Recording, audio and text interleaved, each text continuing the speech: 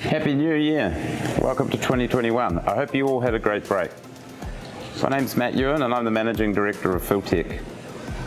On behalf of Filtech, I'd like to say that we're immensely proud to be part of the Waikato 50 project. This drought relief contract will increase the capacity of the Waikato treatment plant by 50 megalitres per day and will be completed through the 2021 year. Filtech's scope in this project includes the design, fabrication and installation of the backwash recovery systems. This process is undertaken through flocculation, which pulls together small particles or sediment into larger particles and then settles them through our proprietary Parkson Lamellar settlers, as you see behind me. For a bit of engineering detail, we have 3 trains undertaking the process.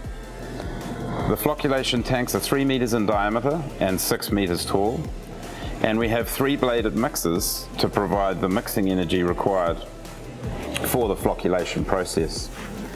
The projected settling area in these lamellars totals 720 square metres, and they allow for a much smaller footprint than traditional settling processes. In addition to these vessels, Filtech will be supplying safe access through the use of walkways and handrails, and these are being fabricated at our carbon steel partners.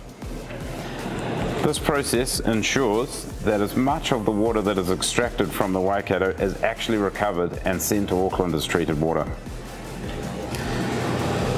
From contract award through to the units being ready to deliver to site has been just under 120 days.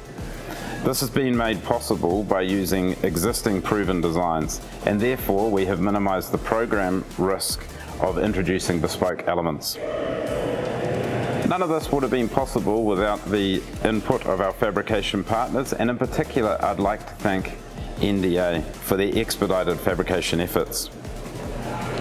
So over the coming weeks, these units will find their way to Waikato, where they'll be craned into place, and our teams will be installing the interconnecting pipework and walkways to allow them to be ready for commissioning. Lastly, I'd like to thank the project leaders, Fletcher Infrastructure, Becca and the project owner Watercare for their leadership and the collaborative nature in which they have worked with our teams. Thank you.